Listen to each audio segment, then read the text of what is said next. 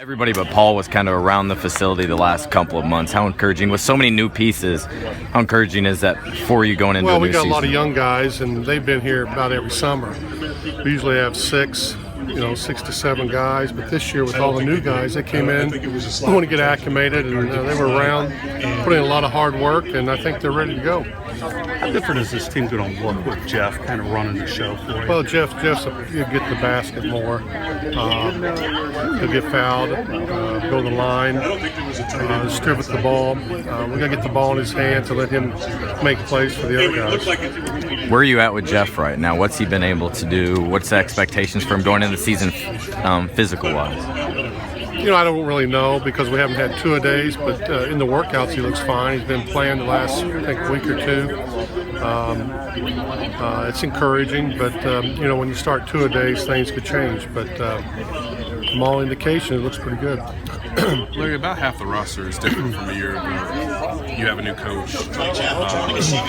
You've got training camp, but there's only a certain amount of time. How can the guys meld and build chemistry before game one? And I know it'll continue after the season starts, but how can you get a decent amount of chemistry with half a new team? Well, the starters are all veterans. They'll come together pretty quick. It might take them a while, but I anticipate getting out the gate pretty well. There's a lot of talent. We got a lot of players are similar in the fact that the talent-wise are pretty equal. So it's going to be interesting to see how it all works out. But we have some guys that's worked out very hard this summer and improved their games, and we'll see where that all fits in. But I'm excited about all of it. Sorry. Do you feel like this team is a little better positioned to be able to do the up-tempo things that you wanted to do? Well, that gets carried away. I mean, if you go back and see what I originally said, it's just the typical press, trying to blow things out of proportion. I would like to score 105 points a game. I like to keep our defense very strong, but anytime you score more points, you're going to give up some. We understand that. But we'd like to have a better brand of basketball, get up and down the court, attacking the rim, and having guys be able to make outside shots. Paul becomes eligible to maybe restructure his contract next week. He mentioned that there have been some initial conversations. Where have those conversations gone? And is there a real possibility? I know he don't want to talk about it all year. I don't either. We want Paul to appear, and we know what's going to cost and what it's going to take. So if Paul wants to get a deal done, we will. It's max deal. No others, so there's no use talking about it. If he wants it, he got it. Right. But there's been, has there been conversations about whether you could max him out starting next week, or whether or not to wait until he becomes an official free agent? Well, it's up to Paul. We can do whatever he wants to do. He's proven that he's a max player. He's our best player, and if he wants a new contract, whenever he wants it, we'll give it to him. What do you see Miles doing ahead of the season? By all accounts, he had a tremendous offseason. Miles is going to be spectacular this year. He's making a major leap. He's going to have some games where he's not as good as others, but overall, he's going to be a lot better player. What were the things that you heard after him going to the USA camp, knowing how much that helped guys like Paul and Kyle Lowry and DeRozan, guys who had been in that camp before? Yeah, when you go to them camps, that's the best of the best. Usually, I know there's some players there that maybe are not they're considered the best, but when you get all the great players together like that, you get better, you learn things, you see tendencies, how guys work, their demeanor for games. So the Olympic experience is a great experience in itself, but you do learn things. Is there any concern about trying to manage Paul because he was playing at the high level this summer in the Olympics, or does that He's taking his time off. He, mentally, I think he's ready to go. I can't speak for him, but I played in the Olympics and probably played about as many minutes as Paul did. And when you know you're going to win, it makes it a lot easier. So you don't get mentally drained. A lot of guys have had a boost coming off the Olympics. You kind of expect anything like that from Paul? I don't know. Paul's Paul. He played very well over there. He played well in their practice. He's a talented player. I think Paul will be fine. He's one of the top players in the league, and I look for him to lead this team to great heights. I think we got enough talent here to do well, and there's a lot of new faces, a lot of new coach, but Nate's ready. He's been there before, so we'll see what happens. How has Nate trying to establish a rapport with the new guys and also, going into it a different role with the Yeah, guys he's who been work around, last but year? he can't really coach. They can put him through drills and things like that, but that's not really coaching. But you can talk to the players, just like he always has, but they look at him as a head coach. They respect him. So it's going to be interesting to see how it all works out, because my only concern is I think we have too much talent in some areas. Not that they're all-star players, but they're all basically the same, and we'll see how that works out. Do you have concerns for shooting on this team, outside shooting?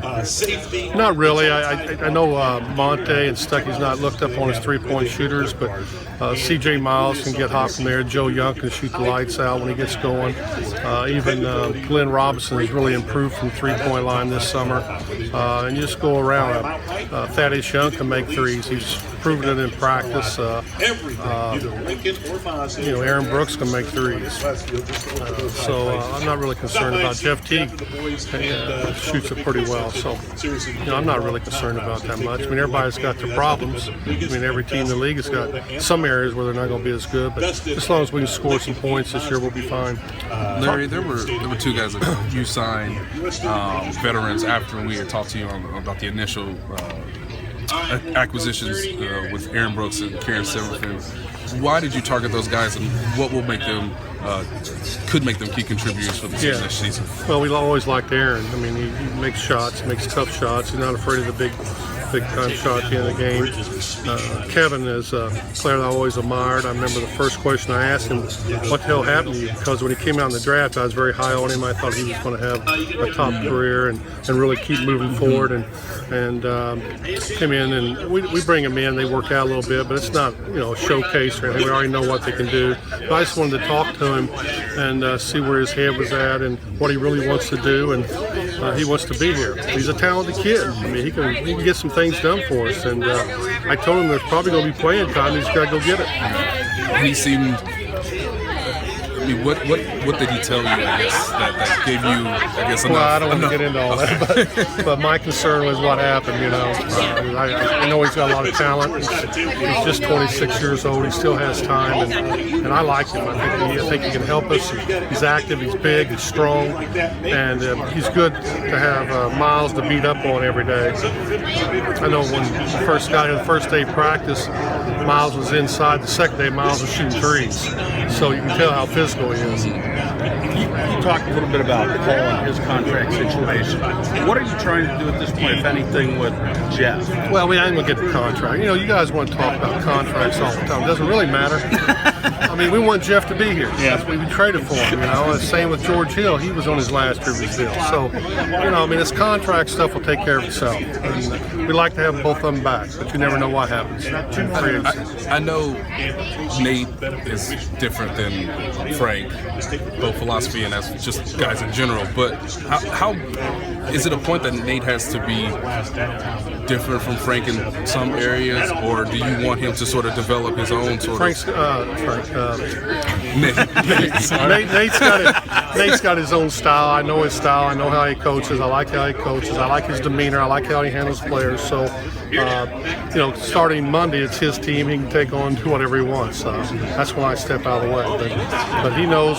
We talked about it over the years of how I like to play, how I like the team to be ran. I like players to be held accountable. All the things. And he's shown over the years he's done that. So it'll be great.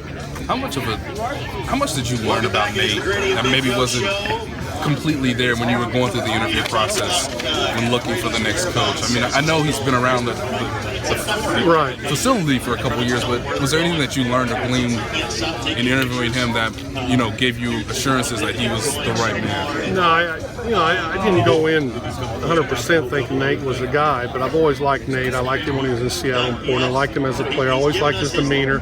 Everything that he brings out is what I like in a player and a coach, and so I didn't have to look far. I talked to some other people briefly and told him that my thinking was probably going to stay in-house, but wasn't 100% sure. But it wasn't like I sat down with Nate. I sort of knew that he was my guy before I went out. You mentioned before free agency started, even before the draft, that of all people, Dan Burke was your top free agency target. Always has been. Why do you love Dan, and why is he essential to keep on staff, regardless of who the head coach is? Yeah, because Dan's been with me since I coached, and we brought him in from Portland. Dick Carter's the best defensive coach I've seen in this league, and Dan learned under him. And I ain't gonna say it's a carbon copy because nobody can replace Dick, but it's very similar. He demands guys to play hard on the defensive end. You got to win with your defense, and he's proven that over the years that his defenses get things done. Even a few years ago when we were winning and getting Eastern Conference, we were guarding people, and that's what we got to do. Like I say though, if you're going to score more points, you'll probably give up a little bit more, but he'll still stay on them and get them to play the best they can. So I'm not saying Frank didn't have something to do with that either, but Dan's always been my guy, and I hope he's here forever.